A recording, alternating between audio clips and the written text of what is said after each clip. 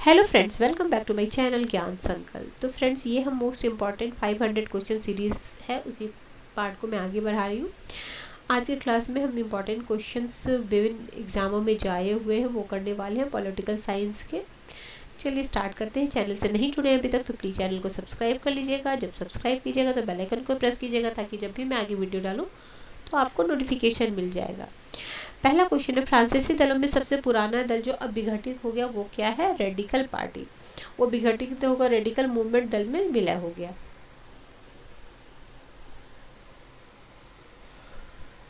अगला क्वेश्चन है, कौन सा अनुच्छेद संवैधानिक अदालतों की स्थापना के लिए प्रावधान करता है जो संयुक्त राज्य अमेरिका की न्यायिक शक्तियों का उपयोग करता है? तो वह अनुच्छेद 3। अगला है, निम्नलिखित में से कौन एक सुमेलित नहीं है? ऑस्ट्रेलिया संघीय सरकार, संयुक्त राज्य अमेरिका संघीय सरकार, फ्रांस एकात्मक सरकार, कनाडा एकात्मक सरकार। तो इसका राइट आंसर हो जाएगा ये नहीं सुमेलित है, बाकी तीनों सुमेलित है, ये सुमेलित नहीं है। ठीक है, कनाडा संघात्मक है। तो कनाडा के संविधान में भी सरकार की संसदीय प्रणाली को अपनाया गया है।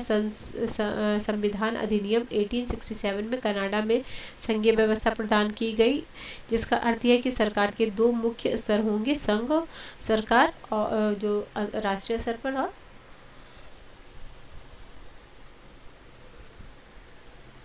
प्रांत में सरकार, ठीक, क्षेत्रीय स्तर पर। अगला, निम्नलिखित में कौन सी संघ की सर्वाधिक महत्वपूर्ण विशेषता मानी जाती है? संघवाद की। ठीक है, एकल नागरिकता, कमजोर न्यायपालिका, बिल्कुल भी नहीं।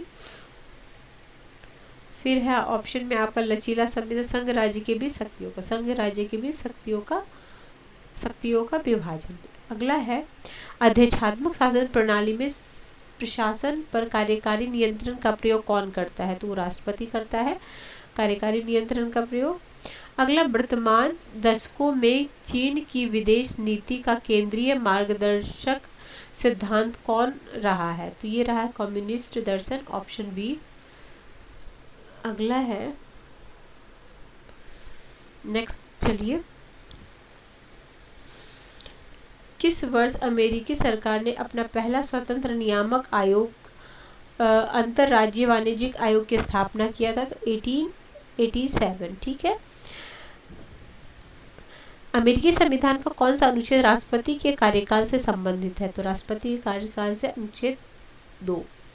ठीक है। निम्नलिखित में कौन सी संस्था चीन के कानून बनाने वाली सर्वोच्च संस्था के रूप में मानी जाती है? एनपीसी। ब्रिटिश संसद में निम्न लोकप्रिय प्रत्यक्ष निर्वाचित शक्तिशाली सदन कौन सा है? तो कॉमन सभा है। आगे है, लॉर्ड सभा का अध्यक्ष कौन करता है? तो स्पीकर करता है।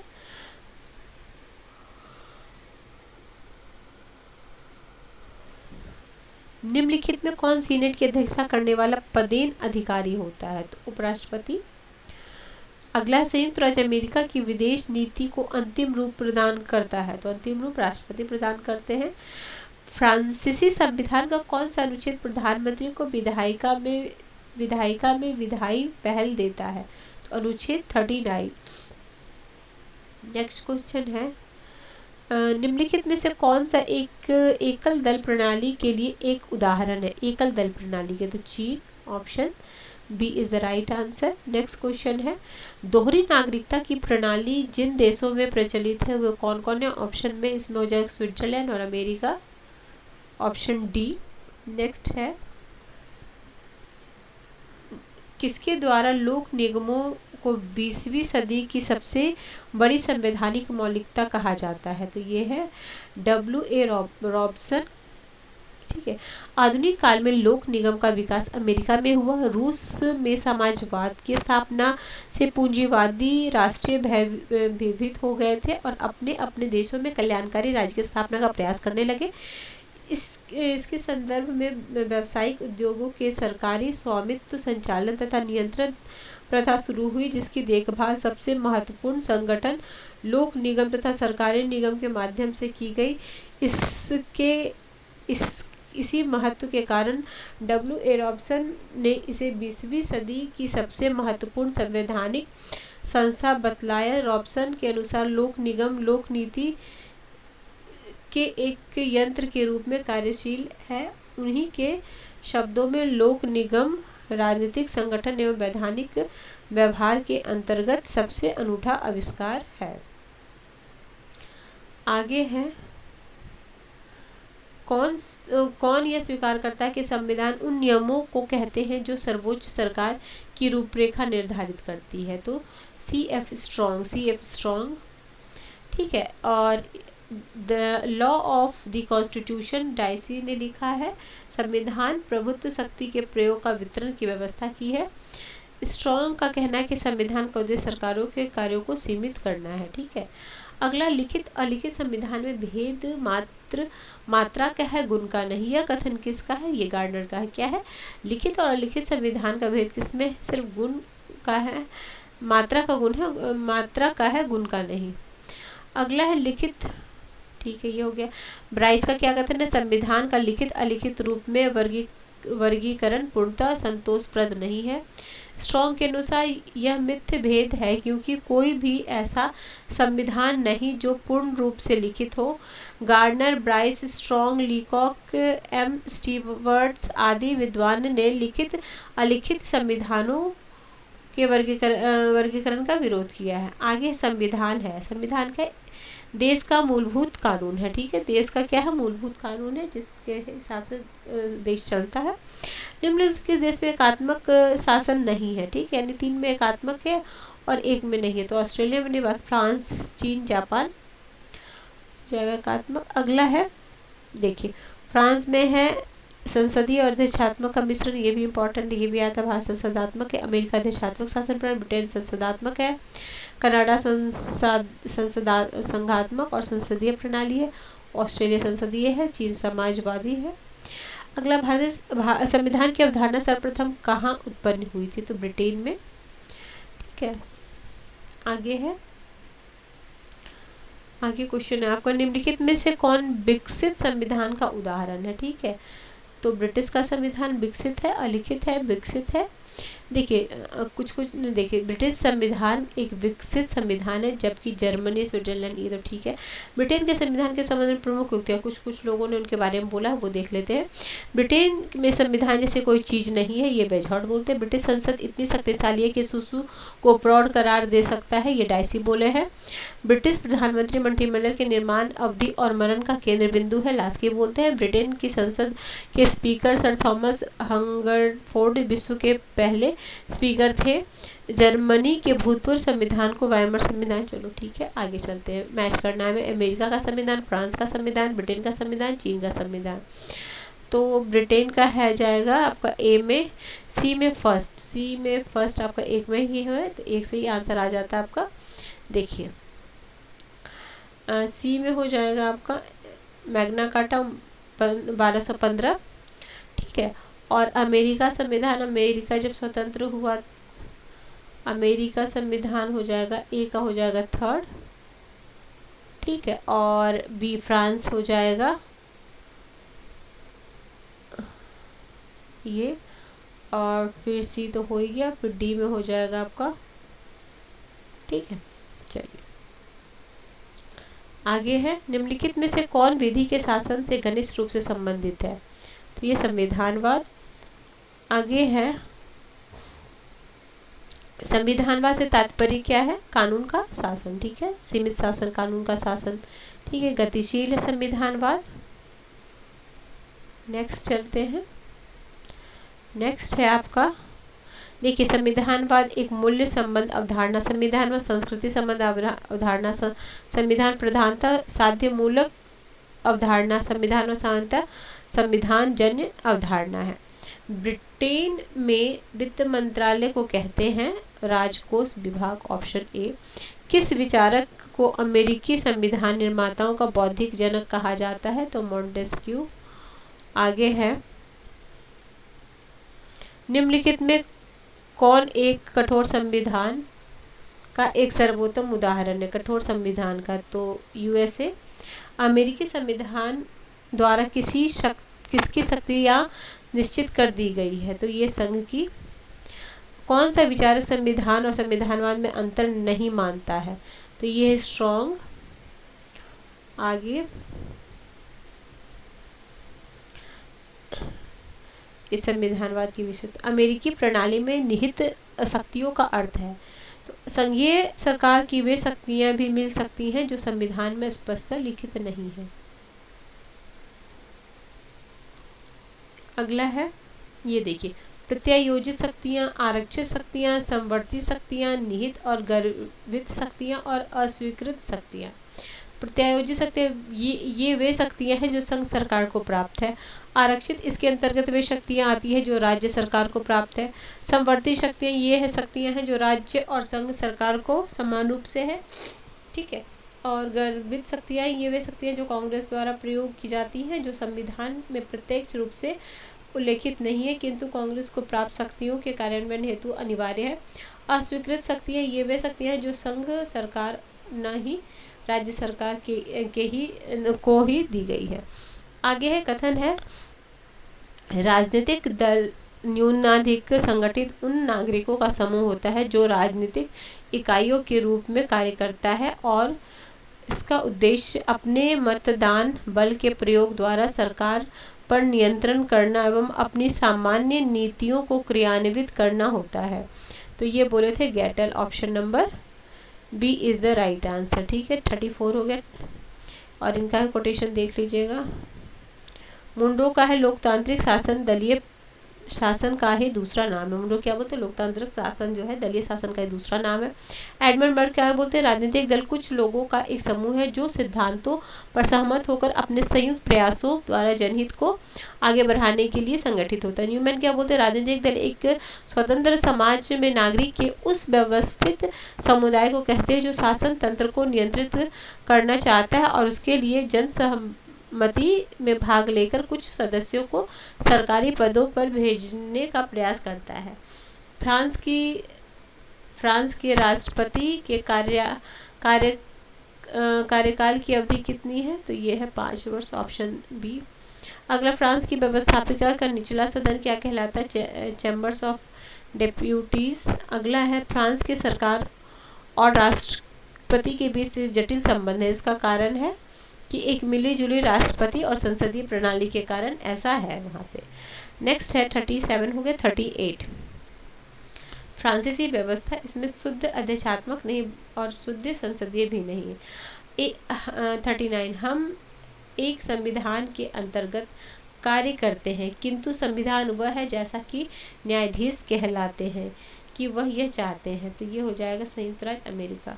अगला, लौह आवरण शब्द किससे प्रचलित है? तो ये है चर्चिल के फुलटन भाषण से, ठीक है। आगे है, निम्नलिखित में से शक्ति संतुलन की विशेषता कौन सी नहीं है?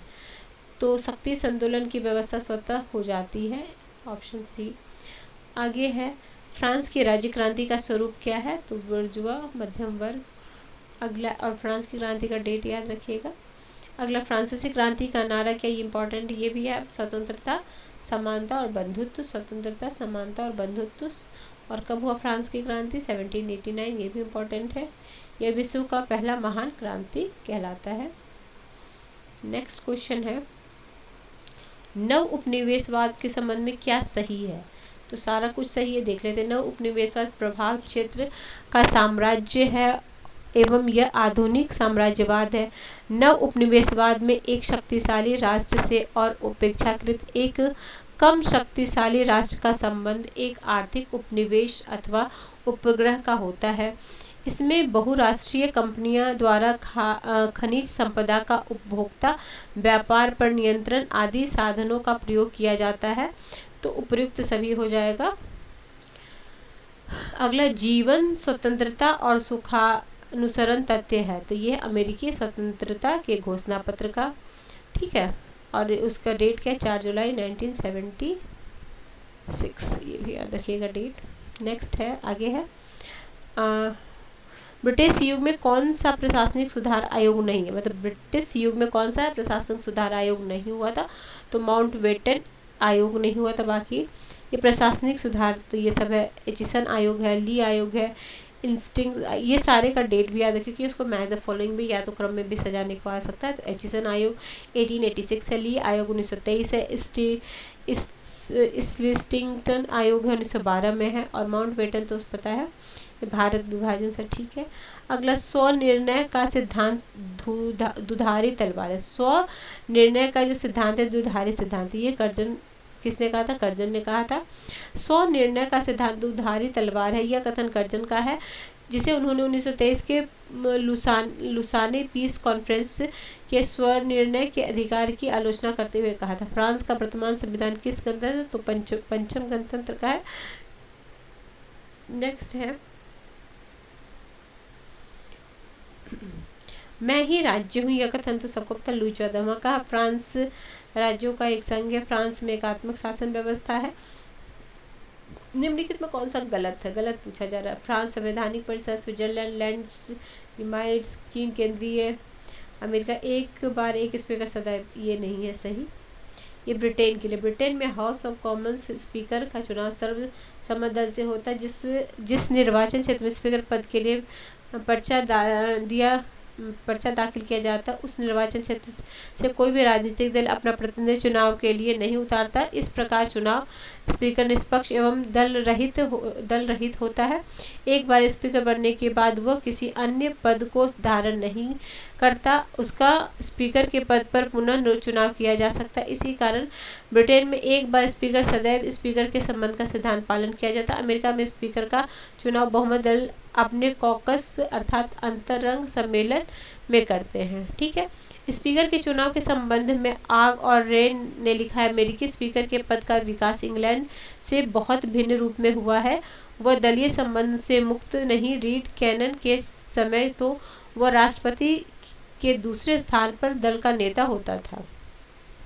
निम्नलिखित में से किसने सर्वोच्च न्यायालय को कांग्रेस का तृतीय सदन कहा है? तो ये कहा है लास्की, कांग्रेस को तीसरा सदन कहा है लास्की। नेक्स्ट क्वेश्चन है आपका लास्की, देखिए लास्की ब्रिटेन के प्रमुख राजनीतिक सिद्धांत अर्थशास्त्री और प्रवक्ता थे। उनकी प्रमुख रचनाएं याद रखिए, अथॉरिटी इन मॉडर्न स्टेट, ये तो बहुत बार, grammar of politics, liberty in modern state, the American presidency. अगला है निम्नलिखित में से किस देश में प्रशासनिक न्यायालय की विस्तृत व्यवस्था है? तो फ्रांस में, ऑप्शन नंबर ए।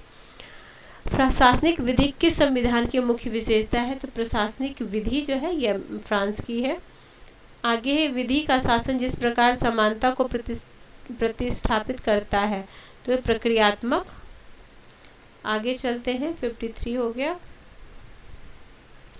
विधि का शासन या कानून का शासन, ठीक है। विधि की उचित प्रक्रिया न्यायिक व्यवस्था का एक आवश्यक लक्षण है, तो यूएसए में, ठीक है। निम्नलिखित में से किस वाद में अमेरिकी मुख्य न्यायाधीश मार्शल ने न्यायिक पुनर्विलोकन की अवधारणा को परिभाषित किया है? तो मार्बरी बनाम मेडिसन। अगला है, आगे है, निम्नलिखित में से किस एक वाद में अमेरिकी मुख्य न्यायाधीश मार्शल ने न्यायिक पुनर्विलोकन की शक्ति को मान्यता दी है? तो मार्बरी बनाम मेडिसन, ठीक है। चीन के राष्ट्रीय संसदीय निकाय को क्या कहते हैं? तो कहते हैं राष्ट्रीय जन कांग्रेस। निम्नलिखित में कौन सा एक कथन चीन के संदर्भ में सही नहीं है? ठीक है, चीन के संदर्भ में क्या सही नहीं है? तो सांस्कृतिक क्रांति सफल नहीं हुई, ये सही नहीं है, 64 से 64 में। तो देखिए, सांस्कृतिक क्रांति जनवादी गणराज्य चीन में माओ त्से तुंग द्वारा चलाई गई थी, ये भी याद रखिएगा। सांस्कृतिक क्रांति किससे रिलेटेड है? तो माओ त्से तुंग से है। एक सामाजिक राजनीतिक आंदोलन का हिस्सा था, 16 मई 1966 से शुरू हुआ और यह क्रांति लगभग 10 वर्ष तक 76 तक चली। इससे चीन के सामाजिक ढांचे में कई बड़े परिवर्तन किए गए। अंत में यह क्रांति सफल रही। इस प्रकार स्पष्ट है कि पहला गलत है, ठीक है, अन्य 3 सही है। तो देखिए, सही भी देख लेते हैं, ये नहीं, अगर नहीं रहता तो सही रहता, लेकिन नहीं है तो गलत है, ठीक है। चीन का साम्यवादी दल प्रजातांत्रिक केंद्रवाद के आधार पर, ठीक है। चीन का संविधान एक रूप न्यायिक व्यवस्था का प्रदान करता है। चीन में माओ ने नवीन प्रजातंत्र के विचार को व्यवहार में लाया था, ठीक है। आगे Isaiah Berlin two concept of liberty में क्या प्रतिपादित नहीं किया है? तो सामाजिक आर्थिक असमानता को राज्य के कार्यक्षेत्र के भीतर माना है, ये नहीं किया, नहीं पूछा जा रहा है। किया क्या है? स्वतंत्रता और समानता दोनों स्वतंत्र मूल्य हैं, स्वतंत्रता केंद्रीय मूल्य है, सकारात्मक स्वतंत्रता व्यक्ति का मामला है। ठीक है, अगला लॉर्ड सभा जब ब्रिटेन में सर्वोच्च न्यायालय के रूप में कार्य करती है तो उस समय हाउस ऑफ लॉर्ड्स में कितने सदस्य कार्यवाही में भाग लेते हैं? तो सिर्फ कानूनी सदस्य, ऑप्शन सी। अगला, अमेरिका के राष्ट्रपति चुनाव में यदि कोई प्रत्याशी आवश्यक बहुमत प्राप्त नहीं करता तो इसे निर्णय के लिए निर्देशित किया जाता है, तो प्रतिनिधि सभा को। तो अमेरिका के राष्ट्रपति के चुनाव में यदि कोई प्रत्याशी आवश्यक बहुमत प्राप्त नहीं करता तब राष्ट्रपति के निर्वाचन का यह प्रश्न प्रतिनिधि सभा द्वारा निर्णय किया जाता है। यह सर्वाधिक मत पाने वाले तीसरे प्रत्याशी में से किसी एक को राष्ट्रपति चुनती है। उपराष्ट्रपति के विषय में ऐसी ही स्थिति में सीनेट द्वारा निर्णय किया जाता है, उपराष्ट्रपति में सीनेट के द्वारा, इसे प्रतिनिधि सभा। किस देश में उच्च सदन और निम्न द्वितीय सदन विश्व का सर्वाधिक शक्तिशाली है? तो सबको पता है, सीनेट अमेरिका का। वर्तमान में अमेरिकी राष्ट्रपति का यह कार्यकाल कितना है? तो वो तो पहले का था। ठीक है, नेक्स्ट क्वेश्चन चलते। अमेरिकी राजनीति में चुनाव क्षेत्रों को राजनीतिक लाभ दृष्टि से परिसीमित करने की प्रवृत्ति किया गया है, गेरीमैंडरिंग।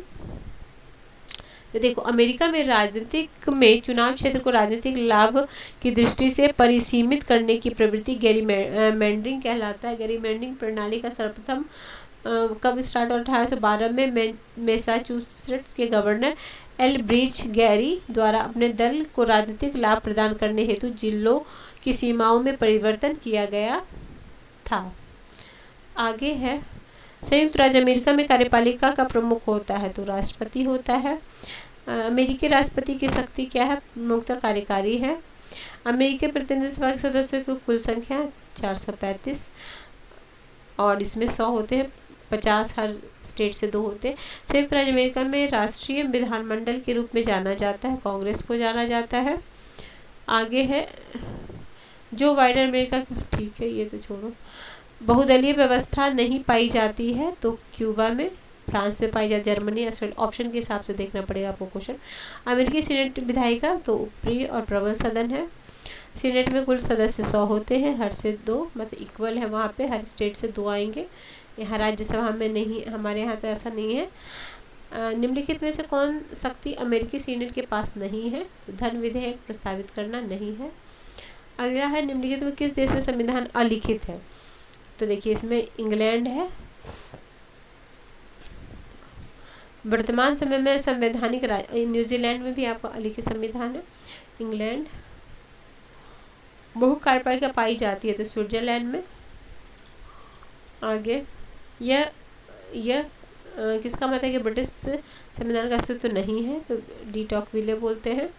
ब्रिटेन में संविधान नहीं, यह कथन किसका है? डी टॉकविले का है। निम्नलिखित में कौन इंग्लैंड का अपर हाउस है? तो ये हाउस ऑफ लॉर्ड्स है, अपर हाउस। पाकिस्तान की खुफिया ISI का अर्थ होता है इंटर सर्विस इंटेलिजेंस। ठीक है, आगे, ब्रिटिश सम्राट कोई गलती नहीं करता क्योंकि वह सदैव कैबिनेट की सलाह पर काम करता है। ब्रिटिश की छाया कैबिनेट का अर्थ क्या होता है? विपक्ष दल ने एक समानांतर अनौपचारिक कैबिनेट बनाता, उसी को बोलते हैं छाया कैबिनेट। ठीक है, चलिए ठीक है फ्रेंड्स, हमने इंपॉर्टेंट क्वेश्चंस कर लिए हैं। नेक्स्ट क्लास में और भी इंपॉर्टेंट क्वेश्चन कराऊंगी। तो मिलते हैं हम नेक्स्ट वीडियो में। Till then bye bye, keep watching and keep sharing.